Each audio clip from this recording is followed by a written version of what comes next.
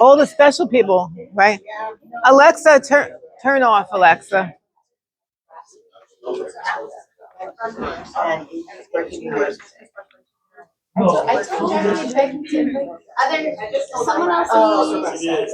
Anyone else need a copy? Everybody got a copy?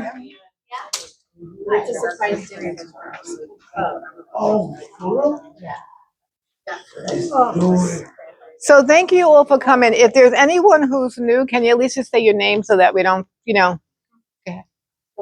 That's right. Mia? Mia. And what brings you in today? My son's dead. And how old was your son? 15, And when did he die? June 23rd. Well, thank you for coming. I hope Yes. God is good, and he's going to surround you with some people here that may help you, and we could pray for you later. You're sitting next to Ruth. Anyone else who's new? Hello. Hi. My name is Megan. Megan. I'm Megan. I just had my first appointment here today with you. You're in good hands. All right. Thank you. Thank you. And so today we're going to talk about grief and loss. And I know for some people it's traumatic. Some people, they just broke up with a relationship, there's a death. So grief and loss can mean anything from losing a job, losing a limb, losing a person you love, losing your pet, losing financially, emotionally, spiritually. It could mean anything. So what we wanted to do was just to start off with, when you think of grief, give us either an emotion, a feeling, or a word that comes to your mind. Just like Take your breath. take your breath away. Wait, we didn't get to you yet. Oh, sorry. Take your breath away. What's your? Scared.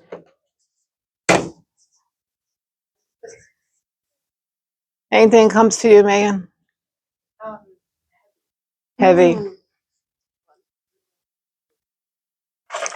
It's like sadness. Sadness.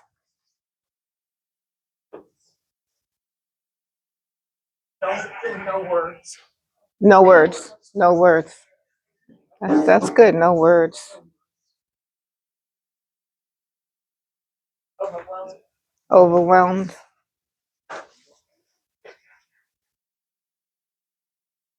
Depressed. Depressed.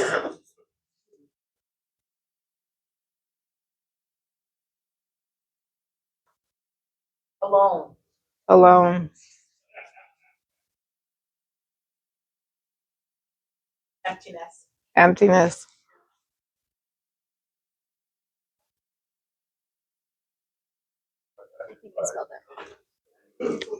Rage. Rage. Oh, good. Somebody's in touch with their feelings.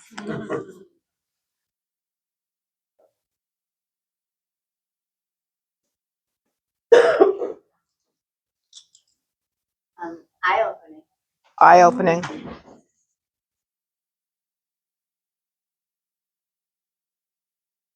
Anxiety. Anxiety. Come on in. Long suffering. Long suffering.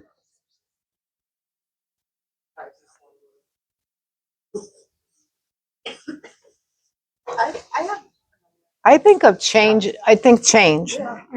Change. Embrace the change. Can I put one? Yeah, put one. Pain. Pain. Go ahead. What else were you going to say, Mick? Stuck. Okay. No, no one's sitting there. You can sit there. That's fine. We have enough chairs. Wow, there's a lot of words here, or emotions, or feelings. What's the general theme? They're bad. Yeah, negative. How many are going through grief right now? Okay. How many feel like they're stuck in it? Yeah. How long do we have to stay in this? What's the difference between grief and mourning?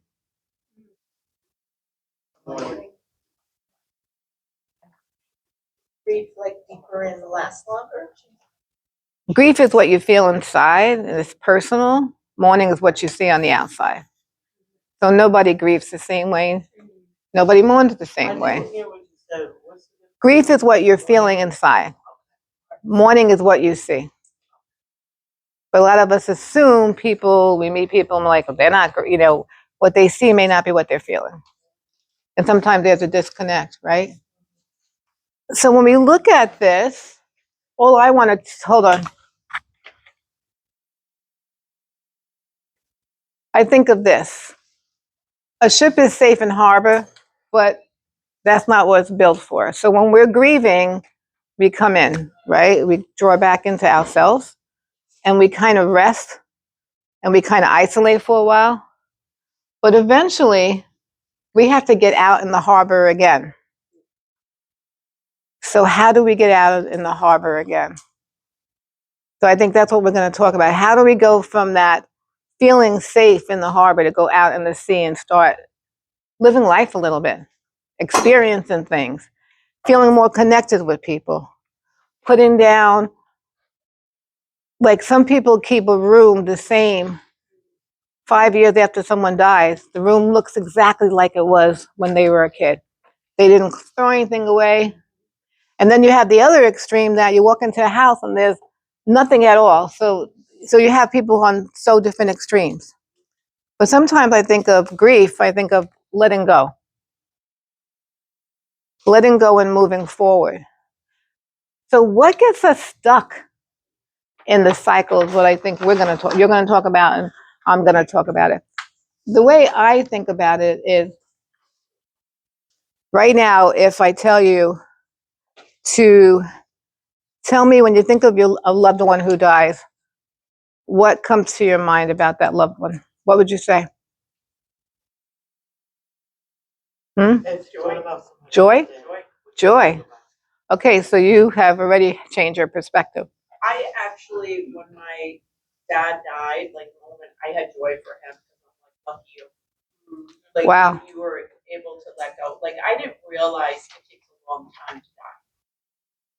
Like The process of dying. The process of the body shutting down. I just thought you died, but it's So I didn't know, and then when he let go, I was like so happy for him. But then I was sad for Then the emotion for me was different. But my aunt died on the 23rd. She died of cancer. I feel sad she's gone, but I'm happy for her. Because you both have hope that you're going to see them again, right? Yeah. So, but what happens to a lot of us who are in this room who are stuck on grief right now? What are we feeling? If I said, where is your loved one now? What comes to your mind? And so the question is the last breath they took, or the agonal breathing before they died, or the morgue scene, or do you picture them in heaven doing some type of work with God? So I think it depends on circumstances, how the person died, what happened. My mom passed away. She passed away. The last 5 or 7 years of her life, she had Alzheimer's. So we watched it with TV. And I remember when she went to the hospital. She lived the right with age, 92, right? And we was like, no, we want the doctor to run all these tests. And the doctor came and told us, they said, there's nothing physically wrong with your mom. And we want us to run all these tests on her. So hospice really helped us to go through that process before she, finally transitioned over. And that helped a lot. Juxtaposed to that, I had several deaths in my family that were traumatic. That it was like, it was sudden and like, oh my God, oh my God. And one of the most recent was I had a brother who was beloved and he died. Mm. When he died, I didn't want to let go. For a long time, I held on to it. And then I had to realize, I remember standing praying, and I was telling the people at the altar to cast all their fears and cast all anxieties to the Lord. And the Lord asked me, what are you going to do? Mm.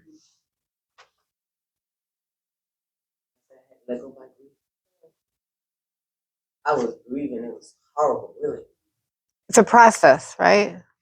And no one could tell you how long it takes, and it ebbs and it flows. And not all of us go through all the stages. Like you said, anger. And so, can you talk about that anger that you felt? Like I'm not really in touch with my feelings stuff, right? But like when mother passed away, I was raging at my sister and brother about stuff that had happened about a year and a half ago that I was just furious. I wasn't grieving for my mom at all. I was just that's messed up. I get it, but all right. Yeah, Ruth, why don't you, what do you think was going on there? Yeah, like and I'll no, you're fine. So I'm curious for you, and you said, and you had to let it go. What did you do to let it I really just turned it over to God. At that point, I knew that I had to leave it. I had to remember that who my brother was. He Before. was a vibrant person, Mm-hmm. Mm-hmm.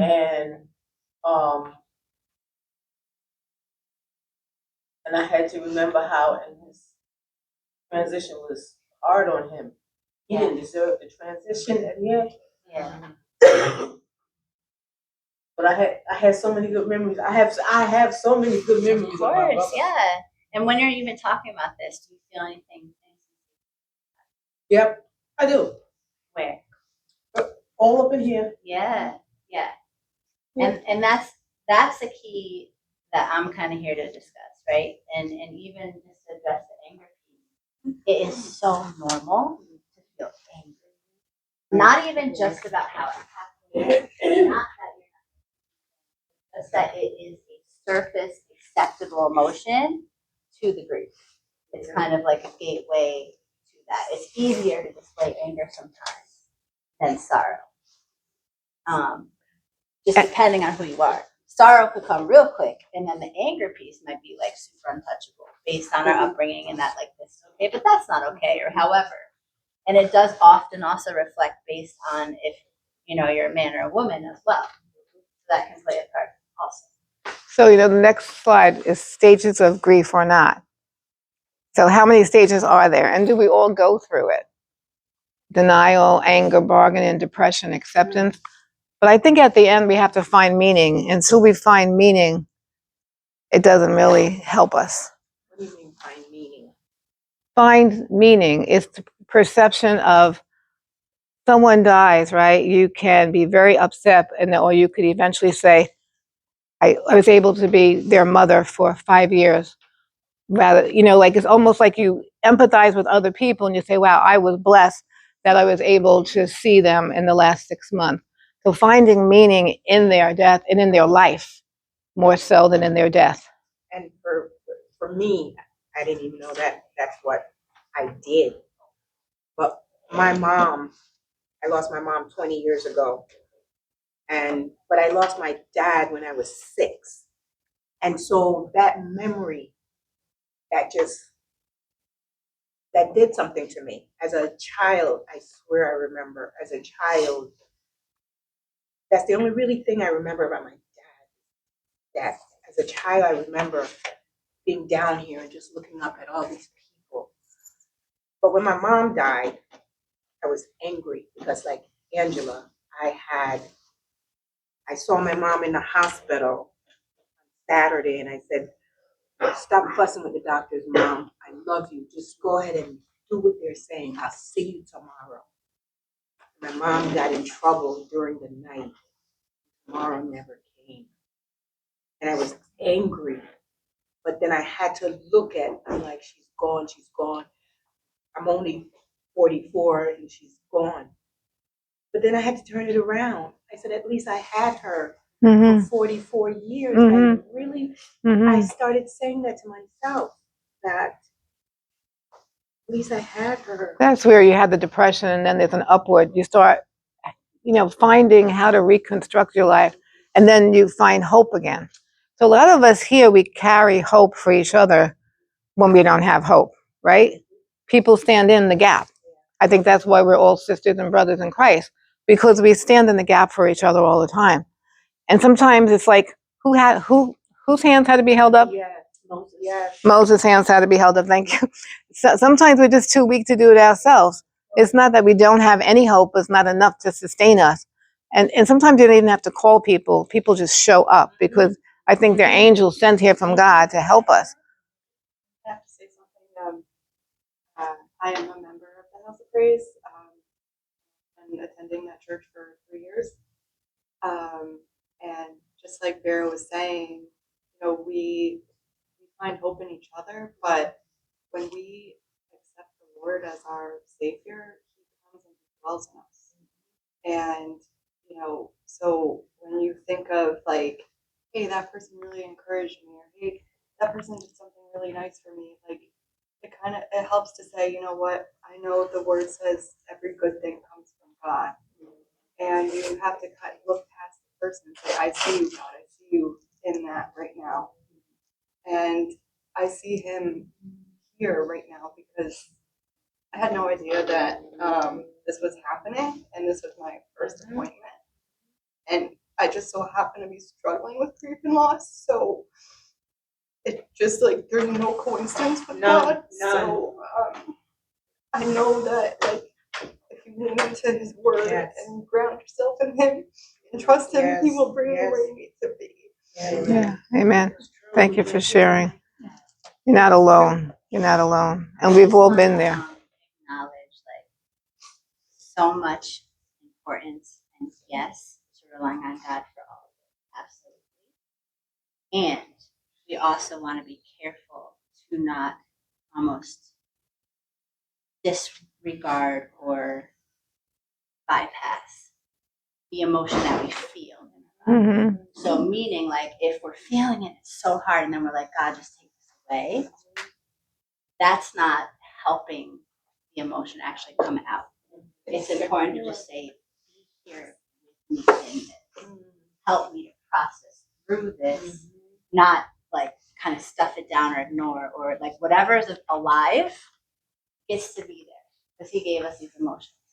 And it's essential to not try to just kind of put a Band-Aid on a broken arm. And give yourself the space and time that is necessary to heal the grief and the loss, before the move on, because then it can be really like uplifting and there can be levity and you can find the joy in the blessing of knowing the person or the job or the whatever you want to say, like not trying to minimize, but whatever the loss you're experiencing. And really this is a season where we're all going to get triggered again. Holidays. Yes. Right?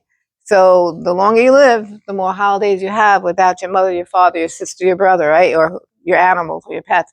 So the holidays come and there's always that emptiness of that one person less at the table or the one less you have to buy the gift for. Or, so I think the holiday season really lets us all be triggered back to some of the grief and the losses that we've experienced in life. You were going to say something, Wendy. Well, basically, it was piggybacking. But I'm an emotionally immature person. I'm starting to grow up a little bit and start on my healing journey. I went from like 5 to maybe 17. Seriously. Yeah. And there's a lot of things I can't get through, but death, I've always been able to take it better than a lot of my friends. Not like, oh, nah. Yeah. But I always told God I thank Him for all the time, memory, and He lived in me. Yeah. You know what I mean? Yeah. Like sometimes I literally hear my grandmother's voice. Yeah. My father, Yeah. and I just thank God for that. Because we're all going to die. And that's the thing too. It's inevitable. It's the Yeah, only thing right. absolute Only thing besides that's birth. guaranteed. And so the way that we go about it is really important And it to helps navigate in a healthy way. I think for you, the order of death is not normal. Right. To lose your child is a whole that a lot of us can't even relate to in this room. Go ahead. I was there when I watched him get killed. Wow. Oh.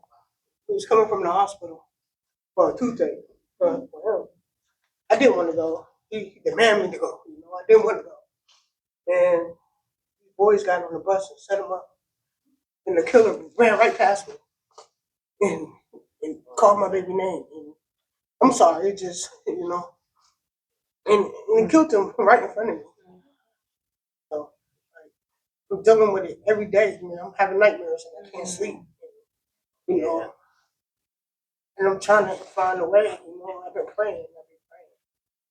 They still didn't catch the killer. They still didn't. So I'm scared. I was even threatened out of my own home because they said they was going to kill me if I testified against them. So yes, I'm scared. And I'm, out here.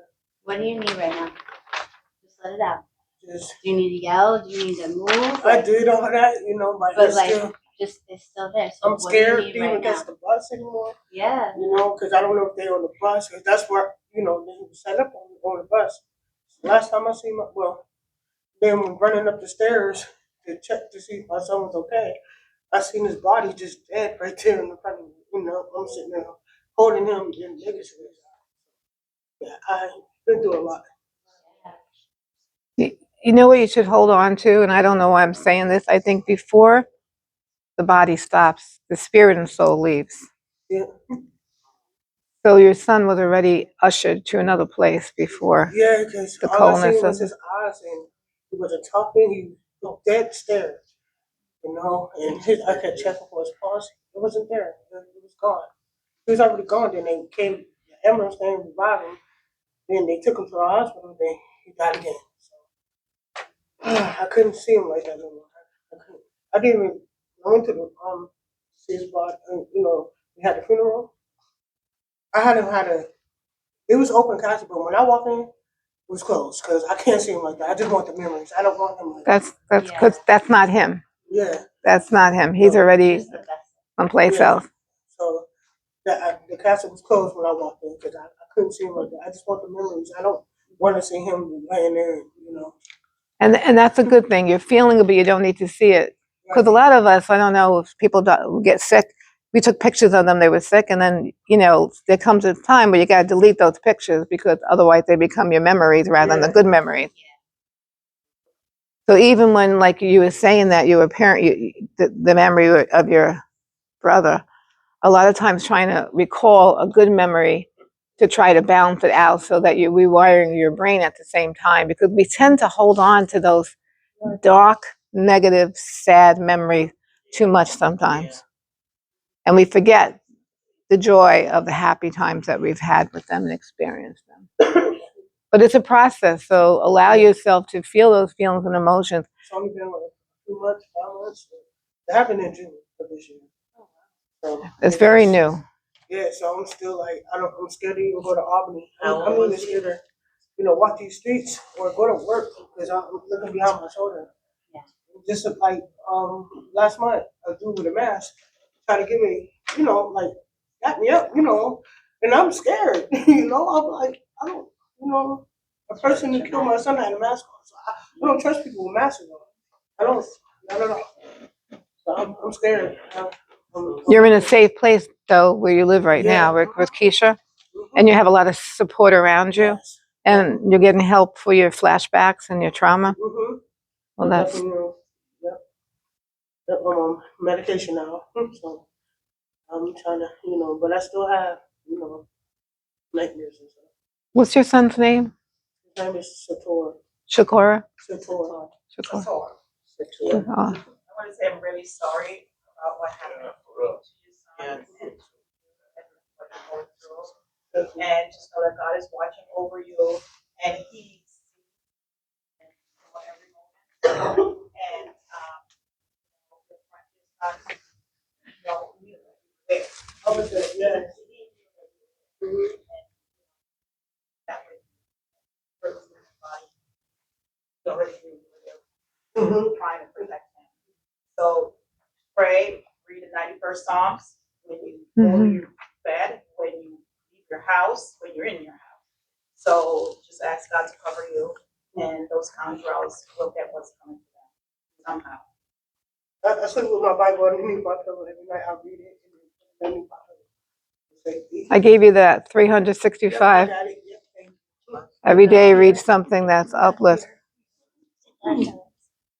So we're talking about people who have lost ones a little bit longer than you, but pain is inevitable, but suffering is optional. Hmm? I recognize that. I can't remember who said that. So start thinking about the meaning of your thoughts. This death happened to me versus death happens at all times to everyone. I'm a victim too. I'm a victim because I survived the loss. This death was a punishment to death is usually random. My story is the saddest one too. My story has sad parts in it. So sometimes we have to just change the way we talk to ourselves and talk to others. So remove 2 words, never and always. I will never be happy. I will never get over this.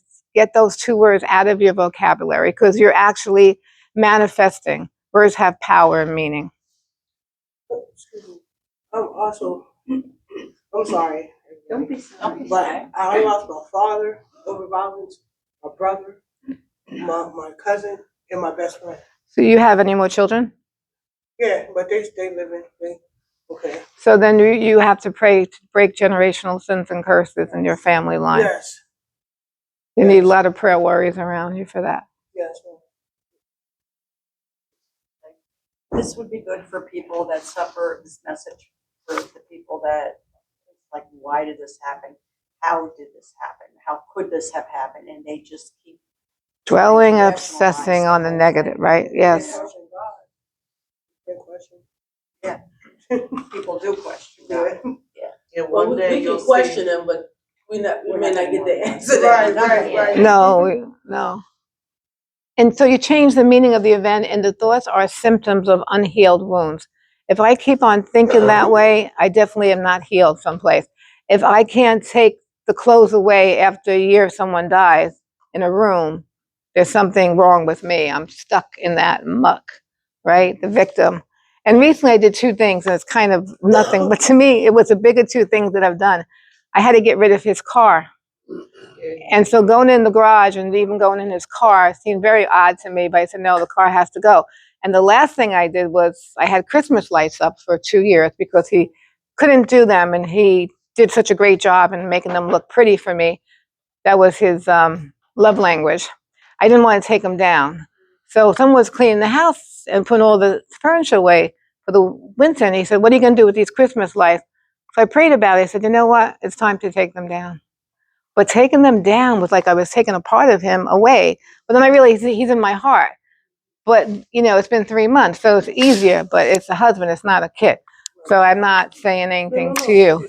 But I'm just saying, so sometimes I almost call it like we have to live every day. I wish we could, like monks, like we have no attachment to anything. And we don't. We have attachments to things and places and people and, jewelry and cars and Christmas lights, but those attachments are not real.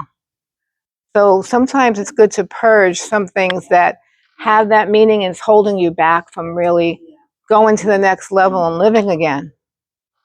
Anyone else want to share things they did to kind of purge? Well, I'm not purging it. I lost 6 family members within 3 years. And I lost a son and a grandchild. So in 3 years, in less than 36 months, it was like death after death after death after death. And when you go through all those grief things, I was like dealing with, 1 here, 3 here, 6 here. And how I coped with it was just shut everything down, just kind of like overwhelmed, can't deal with it. And I still haven't got out of that. So you're still in the harbor. Yes. So you need to go back into the shore. So where are you stuck? Where do you need to start loving yourself enough to say, huh? What? No, I just asked just where you're talking about it. Yeah. Where are you in your body? Where? You feel any? Is there like color or shape?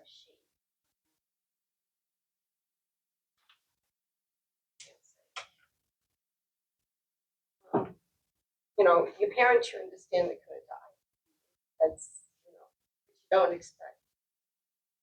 Sister-in-law, child, grandchild. When this has come up, what Something down. you need to let them. That's the only way. That's The what I only don't way have to out do. is through. The only way out is through. So maybe you could help her and demonstrate that, because this is what she does for a living. Yeah. Are you comfortable standing up or Yeah, why don't you want to don't come? have to. That's okay. So maybe we do something even online if people aren't comfortable, like a virtual thing. I heal grief with breath work. I mean, obviously, like prayer, hands down, God, absolutely. I don't want to discredit or minimize that at all. And getting actual stuff out of your body is essential.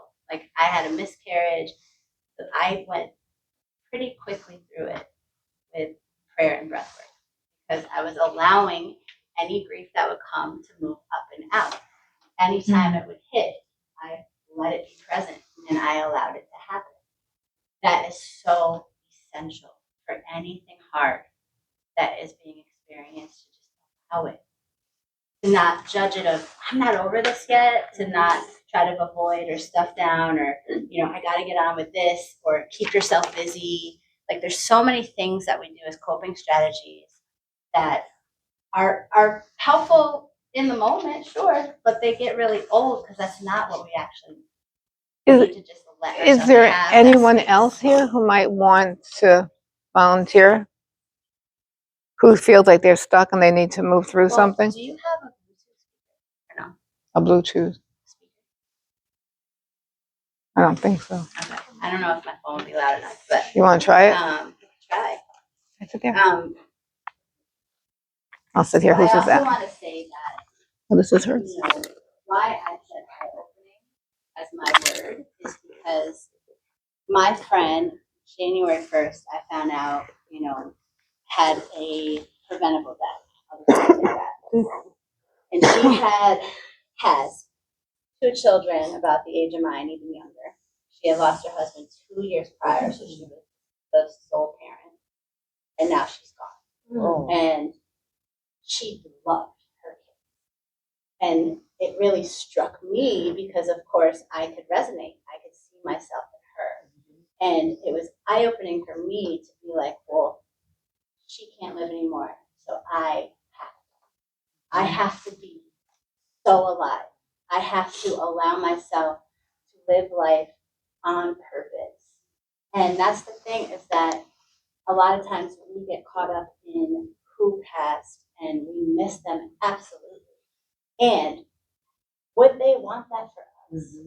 Would they want us to be sitting in it and shutting down and locking it up and getting angry and all the things? Or would they want us to continue to live in a way that they no longer can? So that is the invitation. So, you're saying something. I'm thinking, I have a patient who lost their grandson. He actually committed suicide and hung himself because they kicked him off the football team and he had bipolar. And she was beside herself as a grandmother. She despair. But then she rallied and she found meaning by being an advocate and getting a law passed that if someone has mental health, you have to treat them differently when it comes to sports. And it was amazing the fact that she got that law passed, how her grief, she was able to get unstuck because she pushed the grief into a way that she could help others. So I don't know what that means to you, but I just felt like I needed to share that. Yeah, because God uses the hard for His.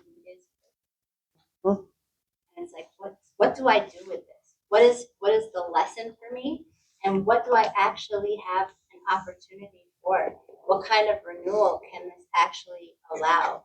After, of course, the period that you really sit with and process through and let whatever needs to come. Because again, it's not about rushing through that either. Because then it can bypass and then it becomes something that actually isn't going else. Yes? Well, I was gonna say something totally on it. Something that was mentioned earlier. This quote, pain is inevitable, suffering is optional. And I really believe that. Because pain is inevitable, suffering is optional. And I think sometimes we choose suffer, but we choose to stay in a place because it validates our feelings. And we don't want to get past that, because I think that sometimes we think that if we get past that, it's like saying, okay, we got over this person. No, that's not the case. Yep. Yeah. I know for me, I could not allow myself to suffer anymore, because I know I thought about what it would look like 2 or 3 months away. And I don't want to live my life sad. And I was very sad.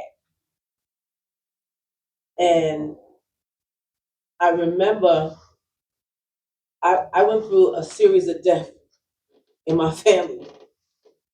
And I remember when, just as I was getting ready to get over that hump, the other brother died, the patriarch of the family. And I was like,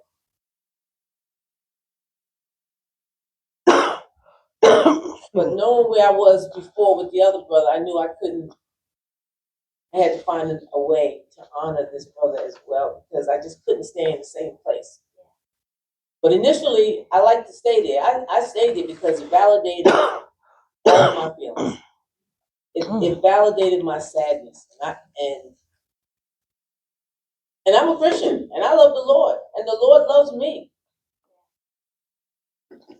But I needed to return to that place where I knew that I'd become who that He was promised, that He would never leave me or forsake me. He promised me a comforter. But I had to allow myself to get to that place. I had to receive that. Yeah. And I think sometimes we want to stay victim and not the victor in some of these situations. And it is a process. Well, and also you might not even understand how to get out of that, you know. And so I'm curious, for those that it's really pretty fresh, or just no matter whether it's 20 years ago or like 2 months ago, what do you actually need? Like, genuinely, like, what do you actually need? What would it look like to honor? I know those are two separate questions, but like, really sit with that. And I don't think everybody has pens, but like, that's so important to understand what you actually need out of that. What could begin that next level of healing for you? Right, so I'm living through it right now. I just lost my mother 2 weeks ago, and the rest coming up on the 18th this month. For better, for worse, the cultural differences, issues, and nuances complicates things even more. Being a brain injury survivor myself, having my own grief and loss from my church closing after 30 years I've been there. All this is happening like one after the other. So there's a lot going on. But then what I really need maybe perhaps how to again navigate or negotiate communication between siblings, family members, peace. This is the real issue I'm dealing with right now as we speak. Yeah.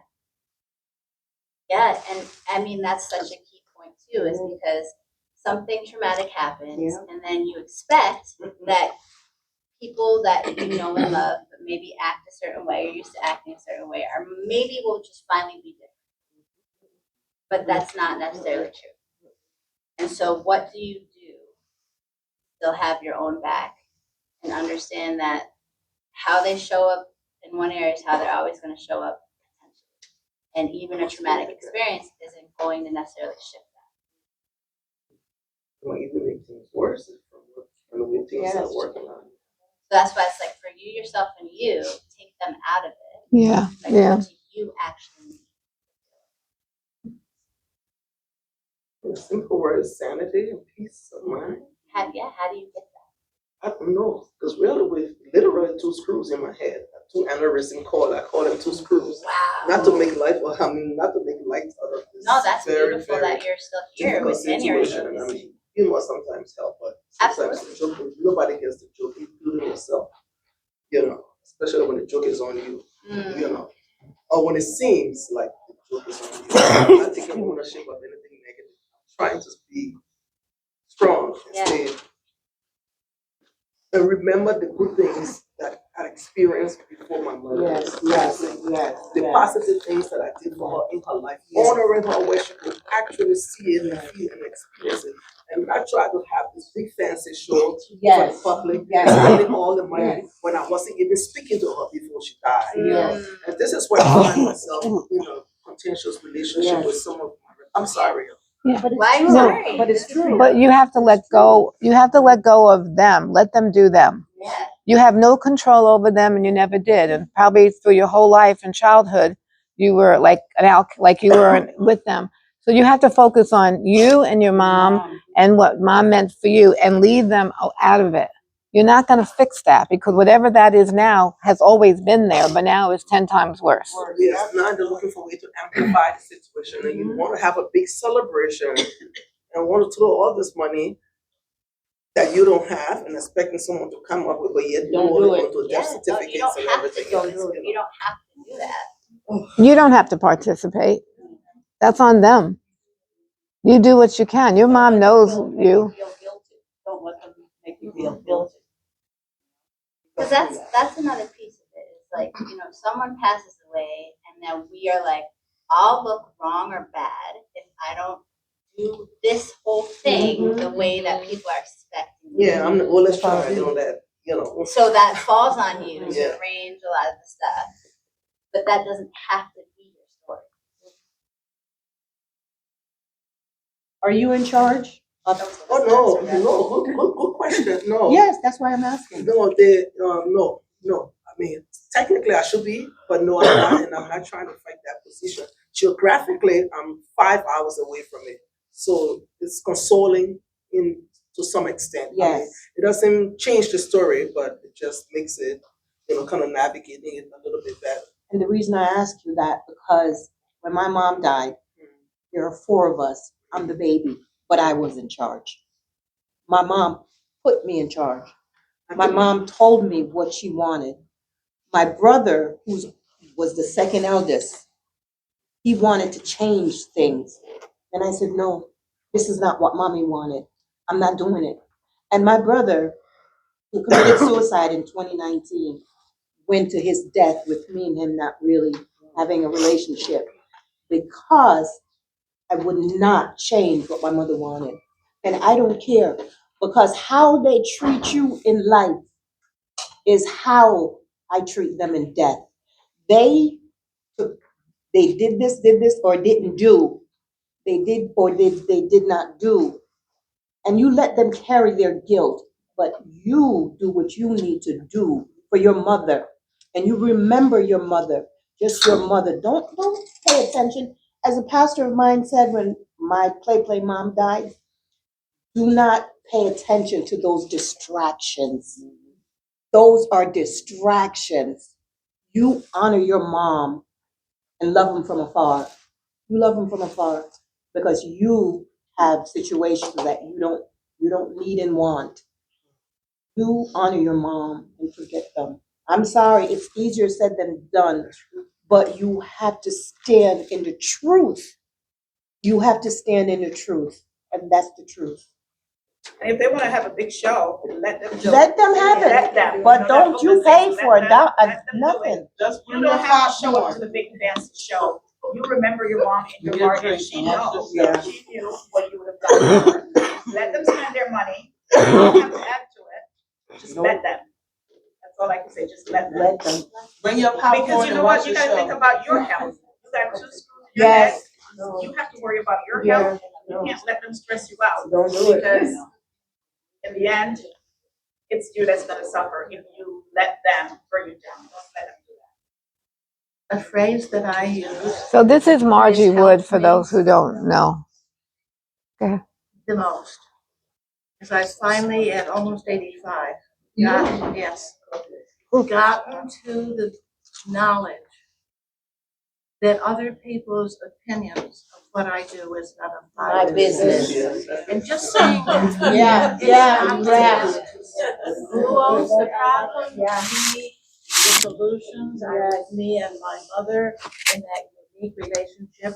There is nothing I need to do for anyone other than my soul and her soul. So, exactly. So that for me really makes me feel grounded. It's a total belief that has come over me from, the conflicts we have in families. Yeah. Ask who owns the problem. Yeah. And if it's a problem for them, then they need to solve that problem.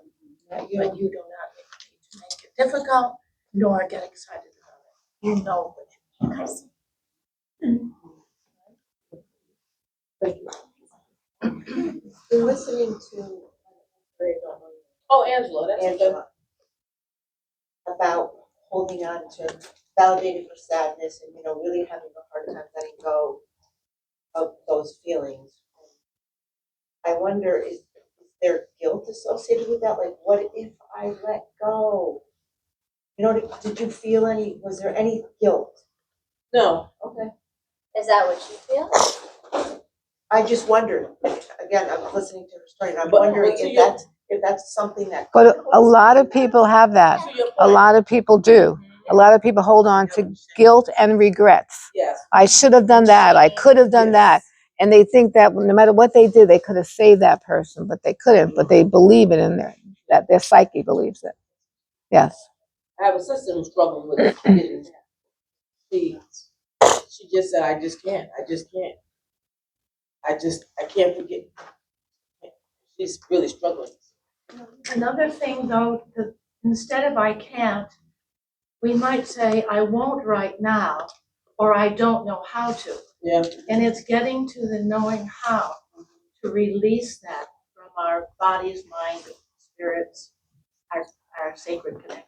Yeah. Right? I So it's the words we use have vibrations. There we go. Stuck there. Yes. So just watch the words. Right. Watching the words for me makes me know where I am in my Power of process. life and death is in the tongue. Amen. You're looking at me like I'm. No. All right, so I just want to get into the reason of what I passed around for you all. And there's three more here. If I know a couple people came in a little after time. And then is there? I'll take one. I'll take one. I think Margie wants one. Yeah. So My grief affected me, heart pain. As I went to two doctors, really thinking I was having a heart attack. yeah. And real pain for a really long time. And after being evaluated and asked for what's going on, and but physically, like I said, it took my breath away. It just, and then I realized I could die, but I don't want to. So then I turned it around, and then I think I said this one other time. I gave myself, I did discipline grief. Gave myself 1 hour, and I really let loose. But then every time the thoughts would come again, I'd say, no, your hour's up. You'll have to wait till tomorrow. And then I would put the word of God in, and I would speak out, no. That's a good move to what she's doing. You have to make it process like everybody else. Yeah. But it's a long process. That's beautiful though that you have the awareness to do that. That is really important. Yeah, but you get to a place where you can be, okay, this is really what kill me. Yes.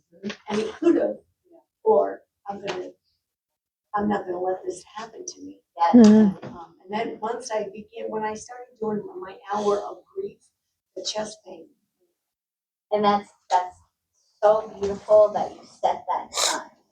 And I still do it. It's been a year and I still have my hour. Yeah. And then anytime, I'll be thinking of sad things. I'm like, nope. Like it's not that time yet. Nope. I'll see you at 5. Yeah, 4 o'clock. Yeah. But that's that's really that's so beautiful, and I hope that you guys all who need it take that, because that's exactly it. It's just the allowing. Because sometimes anger, grief, whatever it is, hits us at like the grocery store, and we're like, we can't do this right now. I feel you, I see you, and this is not the time. So then you set a time to actually allow that and stick to that. Let that actually happen. That is so good. Brilliant stuff. You said that last time. Yeah, it's so important. It's so It made a important. big difference It in does. my healing, in my Yeah. getting unstuck and not having chest pain. Yeah, because that's the thing. The more that we like even notice what we're feeling in our bodies is a huge win because awareness breeds change. So even feeling okay, I don't even this doesn't even have to make sense. But what is a song that maybe this feeling would connect to? Play the song and let your body move however it needs to move. Like it could be rage. Like have a pillow and like smack, whatever. I know we addressed that last time, but there's whatever the feeling is, there is something you can use to address it. And so the first page of this is to kind of help you identify where in your body you could be feeling certain things and what that really even looks like. Okay. So, just chest and lungs. Well, first I think it says jaw, right? So a lot of us clench when we're angry, when we don't want to cry, stop it, and then we have lockjaw or we fracture a molar like I do. TMJ. All these things, and then maybe that leads to like headaches even. We're just holding the energy right there, not letting it out. Okay? So that's something, just tension, holding the tears as it says. And then it goes into the throat, right? So the throat is often something that we're keeping unsaid, okay? Or maybe just blocking the tears from coming out. The sound of sorrow, like letting yourself really just wail and sob and like whatever sounds are connected to that, just actually allowing that to come up and out. Or, again, connecting it to another emotion, it could be like you're at your job and that coworker or something's really pissing you off and you don't say it, you just leave it right here. The boss is saying something, you just keep it right here. Or your partner or your children or whatever it looks like, that is living right here. So if you feel tension, you're blocking that energy from coming out. That's the ugly cry. Yeah, and you need that ugly cry sometimes. I used to cry at commercials and I'm like, this is not it. Me too. But it was because I was so full. I was so full of emotion and wasn't letting it out when it really needed to come out. And then I would get these random things watching some, like, the Christmas ones are the ones that always get me. But it's like, the dad drops his boy off in a snowstorm to this movie. And then, like, the girl comes and they have their first date. And I was like, all that stuff. So let yourself They always look at me because they know I'm about to cry. And even if it's like we do this, we deem acceptable some things that are okay to cry at and some things that aren't. That's okay. If it takes you that to get there, watch that rom-com. Watch whatever, let yourself have that moment, even if that's not what it's about, it'll get you there. Let yourself have that. Okay. Then we go to the chest and lungs. Grief lives in the lungs. Like you said, it took your breath away. It stayed there and started giving you physiological impact on your heart. Like my dad's death, my mom is on 3 blood pressure medications because she's not good with letting it out still. So there's just such a physiological connection to any kind of emotion. Any chronic pain has an emotional component to it. So that's why, pleading with you to allow yourself to feel, because the more it lives in your body, there will be, it's the red blinking light, and it's either the tap, it's the punch, or it's the 2x4, but something is going to happen somewhere down the line. So it's so important to know how to deal with this. And then moving on to just, shoulders back, carrying weight. There's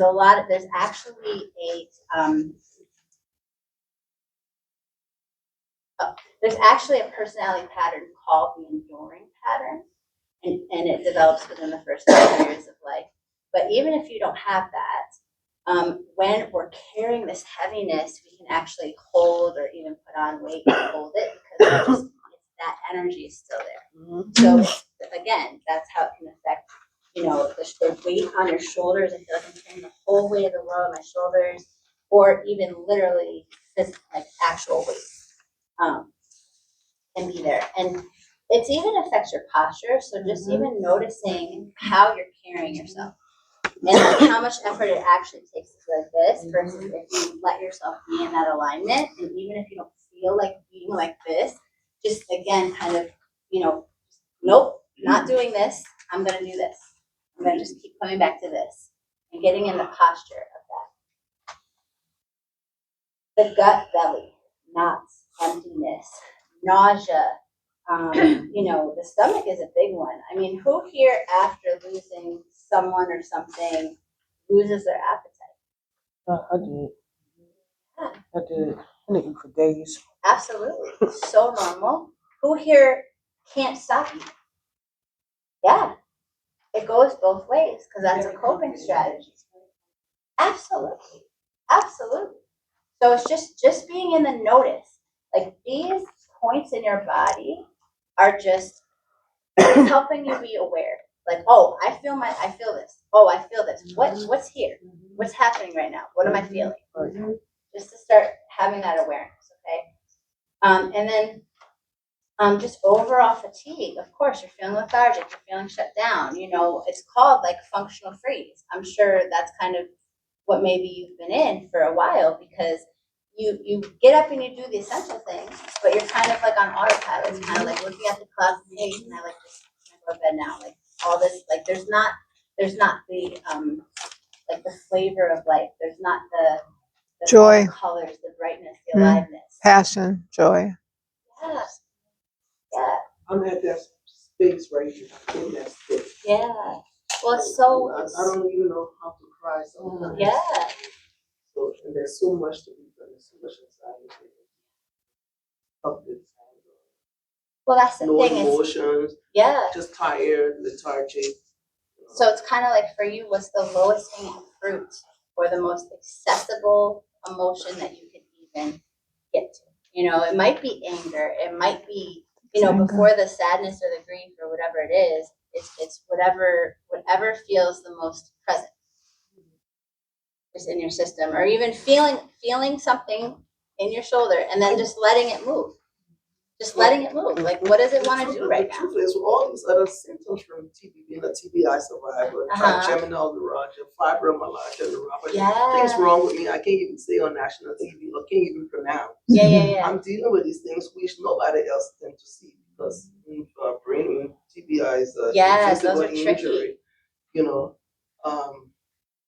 When you can exhale or you don't have any kind of coping mechanism with folks who you're supposed to really identify with in this time of grief and loss process, that it isolates you. And I just feel literally out of energy, don't know what to do. Well, I'm really celebrating that you're even here right now. Because you saying that it isolates you and you came to this group. Yeah, thank God for people. That's beautiful. Thank God for you.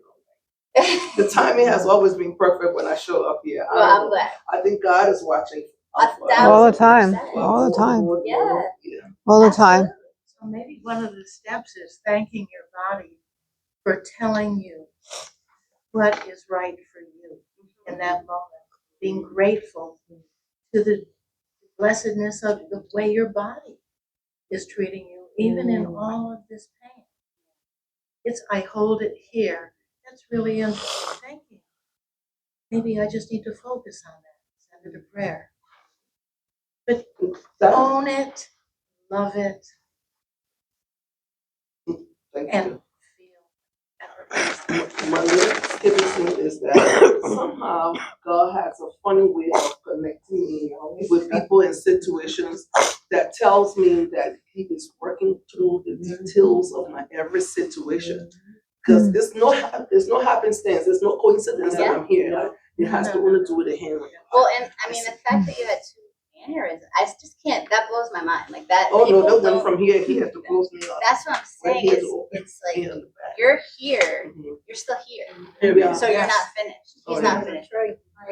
Yeah, Okay, and I can tell you more that they've done with me, ear, Yeah, eye, no, everything. not at all. Everything. If everyone is still here, he's not done. There's still more. He wants to use. I'm holding my hand up because my mom is actually watching us on FaceTime. Beautiful. Hi, Mom. Mom, they saying hi. Hi. And the last few days, I've had tightness in my chest. And I know the feeling that I feel now after coming to therapy and coming to this group is that whenever I have news that's not good and I have anxiety, that's where I feel the tightness in my chest. And somebody mentioned it, it feels like you're having a heart attack. Yeah. So, And it's real. it is very It's real. not something you're just thinking about. I was in the hospital. Yeah, and my mom just told me while I was on my way here that on Monday she has to go have the camera put in her heart to see if there's a blockage there and possibly put a stent in because of the pain and feelings in her chest. Yeah. And she's been complaining about her lungs, she's been complaining about her heart. And I know a part of that is coming from her worrying about me. So I put her on this so she could hear it and hopefully gain something from being a part of this group because I keep saying to her, I really believe you need to go to therapy. I really believe that you need to talk to someone. Go to a group. But they're not going to pay me. That's what she said to me yesterday. And you know you said it. They're not going to pay me. Why am I going to go to group? Yeah. Because this is what we need. I'm in my 40s. My mom is in her 70s. Radia's in her 60s. We need these connections in order to go through our processes and understand that maybe it really isn't a heart attack. Maybe there's some kind of stressor or grief or trauma that we're going through. All right, can I have Margie? Because Margie is a guru in a lot of things. So Margie, what would you say to her mother about her worrying too much about her? I would say, you carried this beautiful baby, and you love that child to be who she is today. But she needs space now to be able to have her own feelings about her life. And you need to brace yourself with knowing that as a loving being, the divine is always with you. And you don't have to rescue anybody, you just have to be free and whole and believe that you are divine. Just saying that every night. I'm a divine being. I am made of love and light. My mother brought me here. She showed me that. She has to say that and know that for herself and be very proud of you. That you have the courage to take your steps. Your way. Her way will be different. But she can be relaxed, happy, and well. Has to believe. Because Margie, I could sense the energy when her and her mother gets into this kind of a thing, and it makes me feel like that way. It's like she needs that kind of. Yep. You cannot live a life of codependence and too close. Then your own breathing of your sacred spirit cannot happen. So we are alone when we're in grief. Our grief is different from everybody's in the family, everybody's on the planet, because we're unique. We just have to make friends with our own inner lifelong partner ourselves. Yes. Right? Our wonderful roommate. And so you're never really alone because the mind's in there with you. It's always there. It's up to you whether you want to reach out, whether you want to open it up, whether you want to believe it. You're worth it. You are worth it.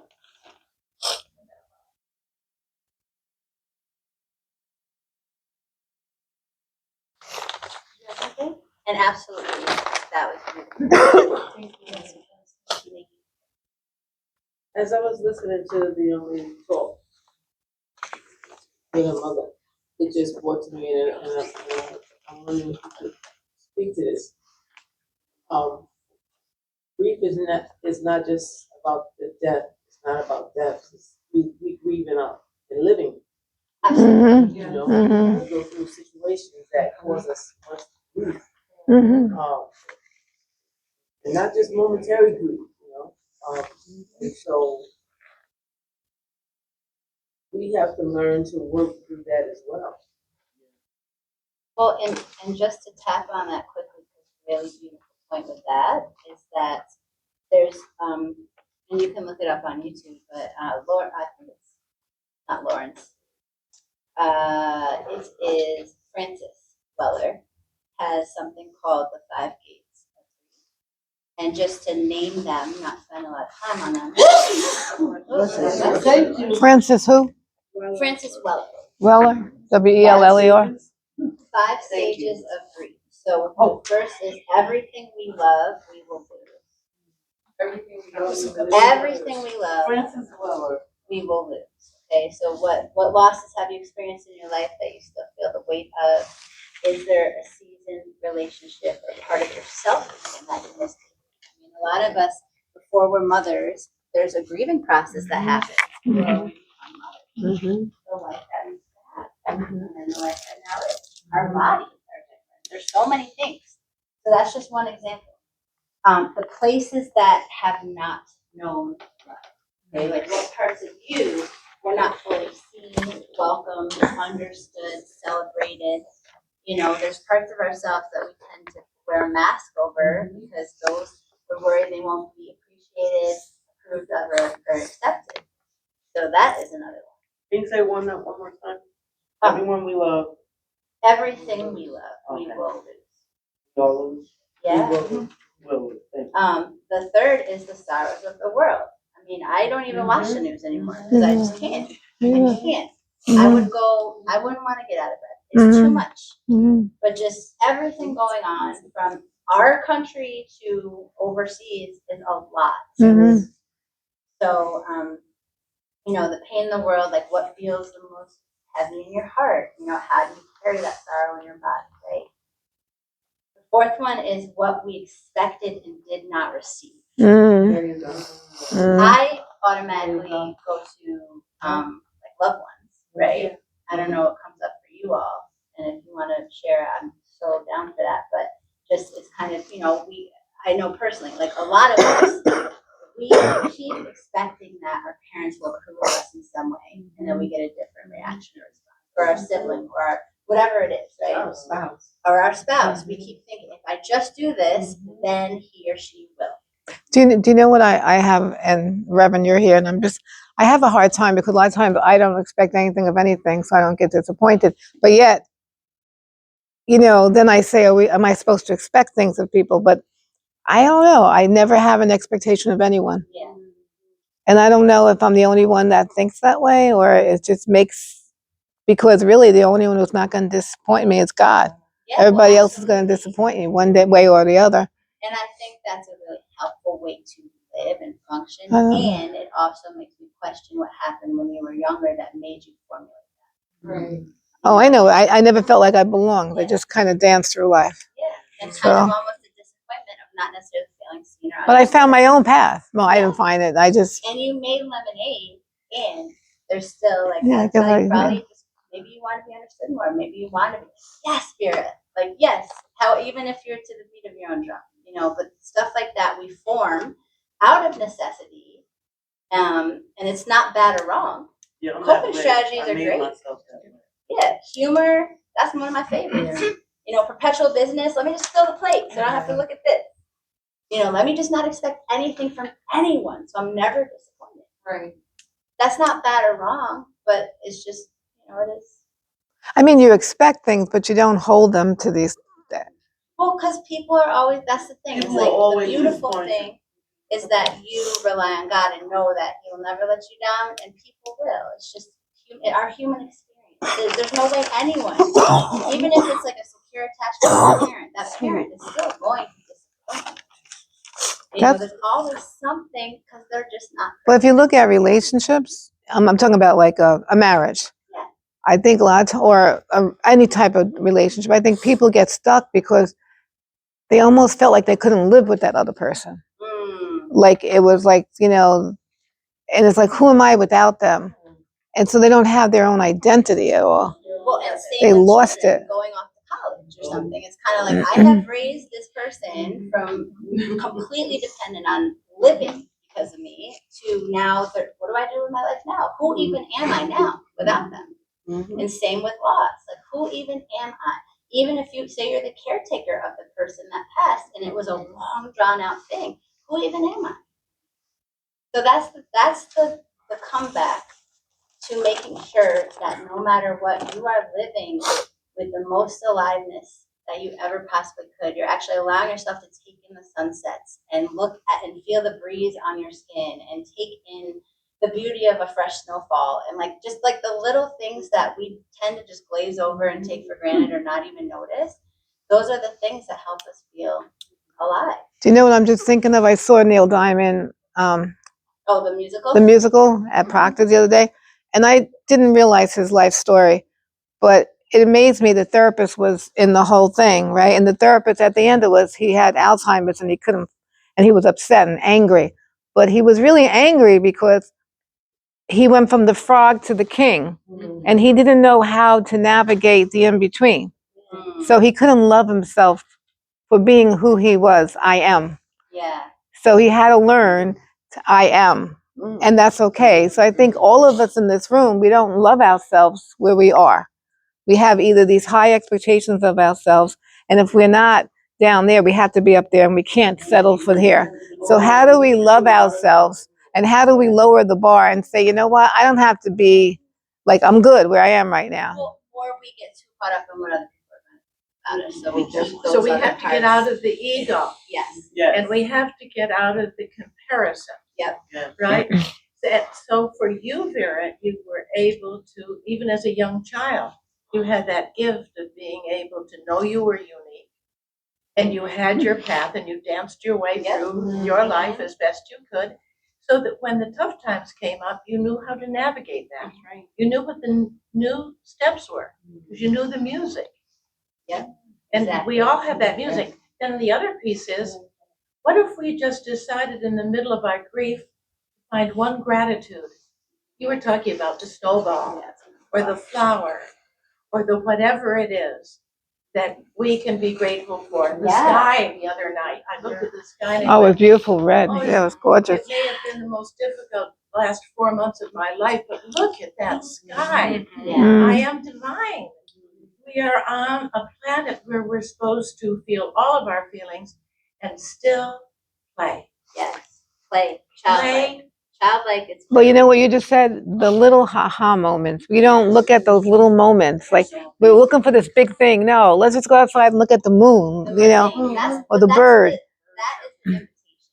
How much aliveness can you create in the mundane? When you're washing the dishes, feeling the soap on your hands, feeling the water running, knowing that it's actually even clean, fresh water we get to have access to, but a lot of people don't. That's right. Having legs that got us here and sat in a chair. A lot of people don't get that. Like, there's things that we genuinely, and even just sitting there having a snapshot moment, playing a board game with someone or having a phone call. Wow, I haven't heard from this person here. Wow, this is so dope. This is such a blessing. I get to still hear their voice. Things like that. Well, gratitude. People don't realize, so I teach foreign language, I teach sixth grade Spanish, French, and I do cultural things with my students. Awesome. And this past week with my eighth graders, I showed them the dandies from Congo, and they're the French men who dress up like we call them dandies in Manhattan. They're all dressed up, and they have like a social club. And then the thing that a lot of the kids got is we are always gentlemen. We're always kind to everybody. Anybody can be in our group. Yeah. So showing other people, like some of the people have nothing, but they share clothes with each other. Some of the people are living in like what you would call a modern day like house that like we would have here. But how are they? And are they well? And how do they treat other people? Yeah. Yeah. So like they have joy in what they do. And they that's don't judge, right? beautiful. And that is, it's good to get in the practice even every morning of waking up. There's something called the gratitude kata, which is not like a denominational or even like a Christian thing, but it's an option. But there's just even getting up and just saying like 5 to 10 things you're grateful for. Yeah. Thank you for, Mhm. sleeping through the night. Thank you that I woke up in a warm bed. Thank you, like whatever it is. But just even you saying the Congo thing, and I'll just end with this, is there is, and then maybe, I don't know if there's something. What time is it? 7:33. I don't know. People are getting, I don't know. But anyway, there's a tribe in Africa that they have this beautiful initiation that when, a child reaches a certain age, I think it's specifically more geared towards boys, they get covered in ash.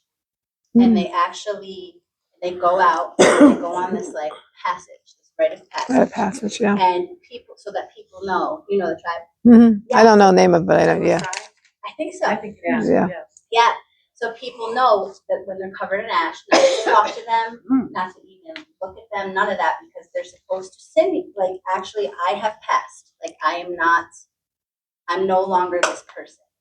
And then when they return, what's that?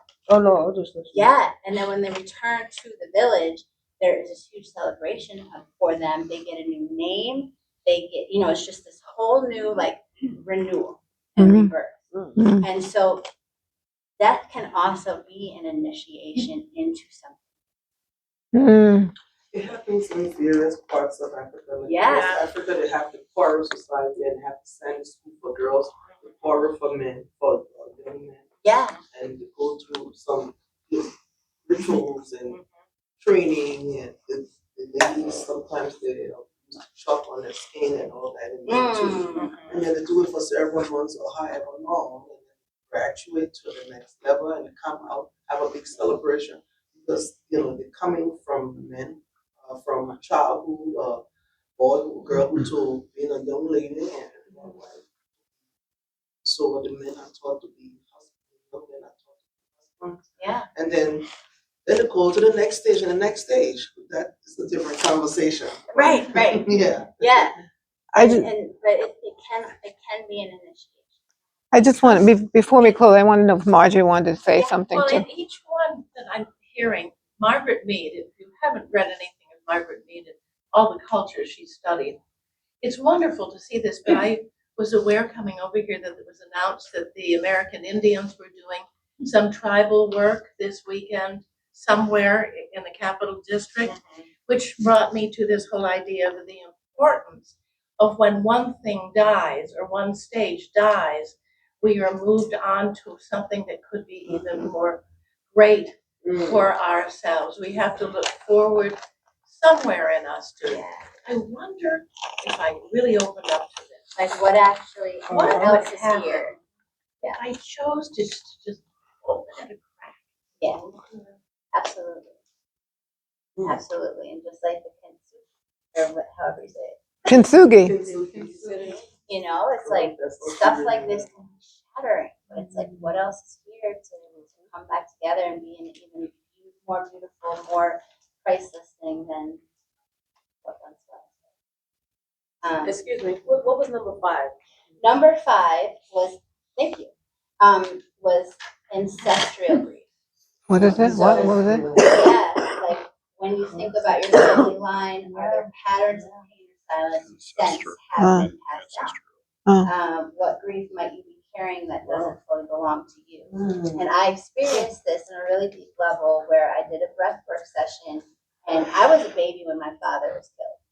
And I genuinely felt like I released the pain I absorbed from my mom as a 6.5-month-old baby in that session. I had been carrying that for 38 years at that point. And it was like, oh wow, I didn't even know that was there. But there are things that The Body Keeps Score. Yeah. It's a good book.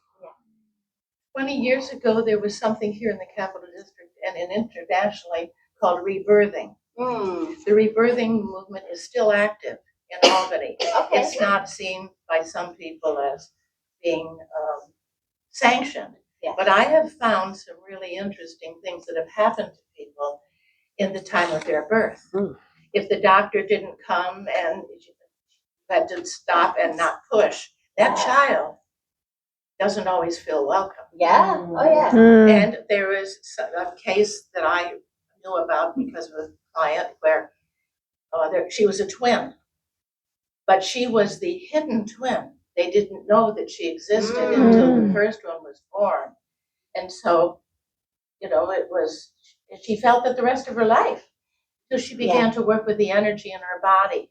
No, that's so true, and that's actually the first personality pattern too. It's a breathing pattern, which happens either in utero to birth. Yeah. When there was like a traumatic thing, or there was the case of some man putting a gun to his pregnant girlfriend's uterus, and then the baby was born with this pattern. And it's basically feeling like you're not quite in your body. You're more connected to like the spirit world and to like animals and stuff than like people. And it's just like you don't feel like quite right here. But that is actually a personality. Yeah, because it upsets the spiritual systems around your body, the 5 energy systems around your body. And you can locate that in terms of the age you are when something has happened. Yep. So then you have to sort of put it together. But in that book, The Body Kept Score, I think they were talking about there was someone who was in their 30s and they were afraid of suffocating and they didn't know why, and they traced it back to the ancestors who died in the gas chambers. And that's That they were, that fear was passed down. And then there was another one too. Someone drowned and they were afraid of the water, but their great-great-grandfather drowned. So these things are in utero and it's passed down genetically. Oh yeah, it's called epigenetics. They Epigenetics, did a yep. study on mice Yep. where they were shocked that every time they smelled cherry blossoms, their grandsons were just exposed to cherry blossoms and had the same reaction. The good news is that we can change epigenetics. Yes, That's the good news. We can rewire our brain and we can change epigenetics if we're aware of the situation. Carolyn Leaf, yes. Yes, The Body Keeps Score, yes. So in closing, do you have any more words, Miss Margie? I do have something I wanted to read to the group, and I want to leave a copy so that maybe we could make copies. Yeah, I could do If that. that's something you all would perhaps like, based on what I knew we were going to do tonight.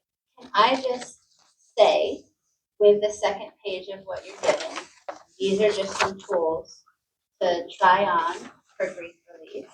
I'm sorry, I don't know. Connie, I love what Connie said, which is just like having a set time. But these are also some suggestions of just kind of how to get, it's breath, sound, movement, but how to just kind of let the emotion come up and out. Whenever it strikes, or setting a date, time, to make sure you do it even regularly for those of you who have it like really fresh right now. Awesome. So, Thank you. I'm going to stay here and read this. Okay. for those of you who don't know Margie does life coaching in her house. So anyone who needs private lessons and life coaching and therapy, she's a guru. Thank you. Thank you, Fred.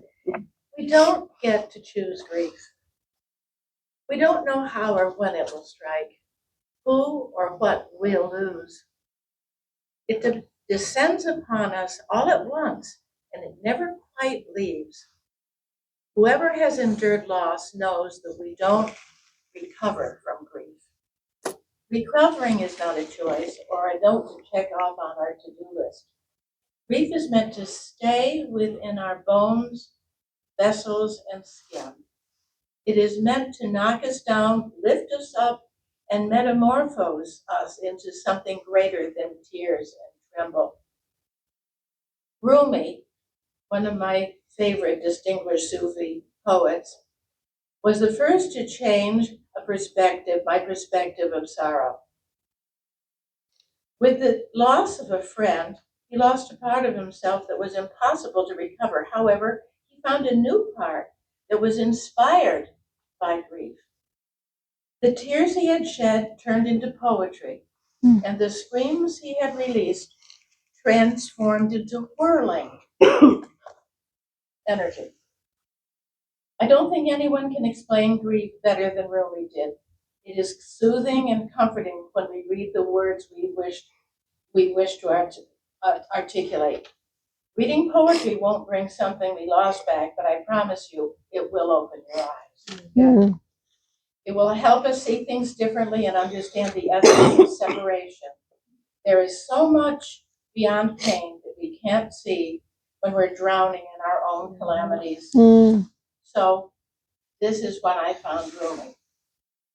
My daughter died at the age of 34 from an eating disorder that we had suffered through in our family since she was 16. The best therapists, the best spiritual people. She was like a little being that came to the earth, a star child that was never meant to stay with me. And somewhere deep in my soul, I knew that. And I kept hearing God say to me, you need to be the mother to this child we've chosen. You be the mother to this child at this time. In fact, all three of my children have star qualities to them. And these are the young children who are coming now to earth in the form of those with learning disabilities, on the spectrum. This is the new generation that is going to save the planet because they think differently. They create differently. You as a teacher, you see this, I'm sure, all the time. So it's when I was in that, and then soon after that, my husband died. And I had been a child of 9 when one of my sisters died. So I have had loss of people. Both of my parents have died. And at this point, death has become one of my greatest teachers. And so Rumi came in and helped me. One day your soul will carry you to the beloved. Don't get lost in your pain. Know that one day your pain will become your cure. Mm. Don't grieve. Anything you lose comes round in another form. Mm. The wound is the place where the light enters. Mm. Do you know what I'm saying? Can you feel that? Mm. Okay. Whoever finds love beneath hurt and grief disappears into emptiness without 1,000 new disguises. With 1,000 new disguises. What goes comes back. Come back. We never really left each other. Mm. Dance when you're broken. Dance if you've torn the bandage off. Dance in the middle of the fighting. Dance in your blood. Dance when you're perfectly free. Your body is away from me, but there is a window open from my heart to yours. But listen to me. For one moment, quit being sad. Your blessings dropping their blossoms around you. What hurts you blesses you. Darkness is your candle. Goodbyes are only for those who love with their eyes, because for those who love with heart and soul, there is no such thing as separation. Amen. Amen. I need that. And Amen. grief can be the garden of compassion. If you keep your heart open through everything, your pain can become your greatest ally in your life search for love and wisdom.